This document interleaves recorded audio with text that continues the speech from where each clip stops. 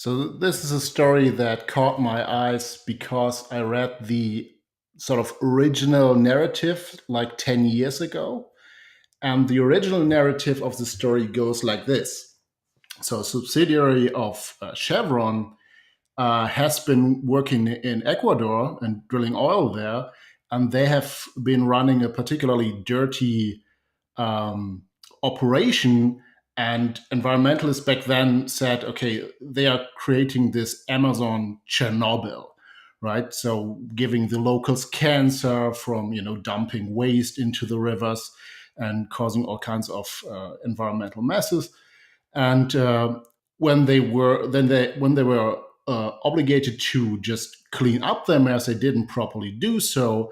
And while the Ecuadorian government left them off the hook when they left, the people are still owed a lot of money. And so some American attorneys and some capital investors came together and they sort of, in a heroic effort, you know, took this big American oil company to the courts, and they won a court case in Ecuador, and based on that, they sued in other countries, including in America, and sort of held Chevron accountable and wanted, I think, $27 billion from them, and so this is sort of the story where American attorneys with the power of American capitalism is cleaning up the mess that some reckless oil company was doing in South America.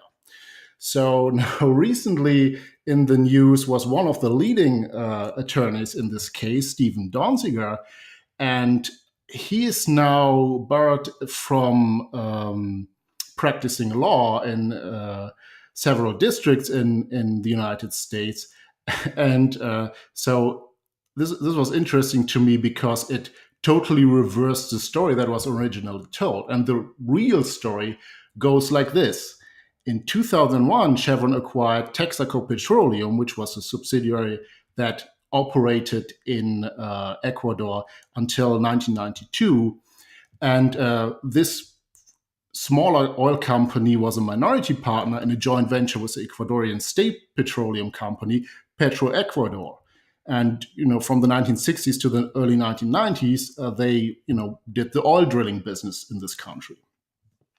So, and then Texaco Petroleum went out of that deal in the early 1990s, and seeing that there were some environmental problems with the operations there, as you could expect, similar to today, maybe the Nigerian story, they went into a cleanup effort, and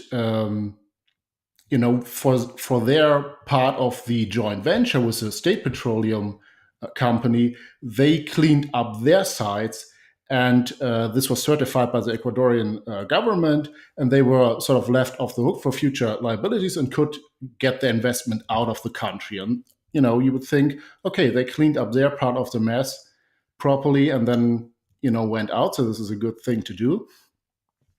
But then the problem came with these American attorneys getting into this case, and it turned out that this Ecuadorian court case that they won in the early 2000s was actually achieved by very corrupt means, including a bribery to a judge and something that violated the RICO law, the Racketeer Influence and Criminal Organizations Act, which is an act, against criminal organizations like the mafia in the United States. And this kind of thing was going on. So they used created false evidence and rigged the court case against Chevron to get this local Ecuadorian judgment, and then they tried to extort money from Chevron. So what usually should have happened is, okay, we are suing you for something like $30 billion, but we would be okay with $10 billion if you don't drag that out. And back in the day, the story was, oh, Chevron is fighting this. They are double evil for fighting this in the courts because, all these cancer patients in Ecuador are suffering while we are fighting this court case for decades.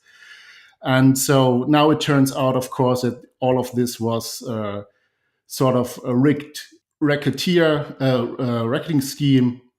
And one of the big problems I see here is that, okay, Chevron stood up, good for them. They were able to provide evidence that this was actually an extortion scheme, a criminal thing. And, some of the people will be brought to justice, actually, which is a good thing. And, it gives some face in the US court system here. But think about how many companies would have gone for settlement, Oh, we don't want $30 billion in liability. We would go for $10 billion and we will pay that even though we did nothing wrong. And even though, this criminal organization went after us to extort money from us. So the criminals would have gone away, right? And we don't know how many cases this actually takes place. And Well, then that's one of the things that bothers me about cases like this is just that there's such an anti-business bias in the culture that, like, no matter how right you are, you just have this incredible risk. And then, when you have these like insanely high, potential damages you're on the hook for, right. you have every incentive to try to settle, which just encourages more of this. And so there's really, if you want to be productive in energy, then there's not really a like safe way to do it, because no matter like how much integrity you have, like the system is basically rigged against you in many ways. Yeah, so I would think of it in terms of the producer has this uphill battle. He has all the liabilities, and he has to take risks, and there are real environmental risks with all kinds of activities. Of course, this has to be factored in. But this kind of behavior, suing for enormous amounts of money, even based on nothing in terms of evidence, and in the wrong court district, this might still make you pay, right?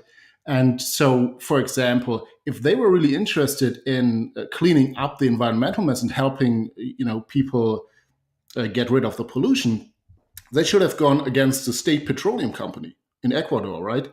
They were the bigger shareholder. They had the larger operations there, and they are still now responsible for the operations there and could still clean up these things. And they were actually the part of the joint venture that didn't do anything about the environmental impacts. So I don't know what sort of the actual merits of that case is, because the reports were actually also rigged against Chevron. So we don't know the exact truth. There might have been some waste issues, but you should go after the state petroleum company and find out what's really there.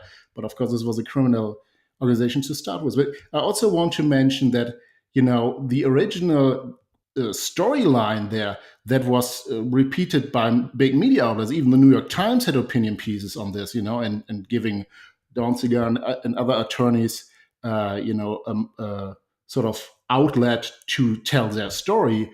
They will never be held responsible for that, right? So they make a big story out of this, Amazon Chernobyl that Chevron created. But 10 years later, they don't run a giant story saying, oh, look, Chevron was a good guy here, and they were, attacked by a criminal organization of attorneys, and they have, been fighting for the moral thing and stood up to these bullies. And that's a lot of people still get away, and there's no cost to them being involved in this, either directly or indirectly. Yeah, I mean, I just think in general there needs to be a lot more thought about justice towards producers. A person who we've talked about on the show several times, Onkar Ghate, one of the earliest Power Hour guests, a former colleague of mine and Alex's, had a talk on this idea of justice for producers that's on YouTube, and it's really good. But one consequence of the injustice, and one reason why I think it's possible and important to try to get people to care about these sort of injustices, is like much of these costs get passed on to all of us. Like, so if you are like making it more expensive for the energy companies who provide all of our energy to function, then that is going to get passed on to each of us. And so I think it's a real issue to be concerned about.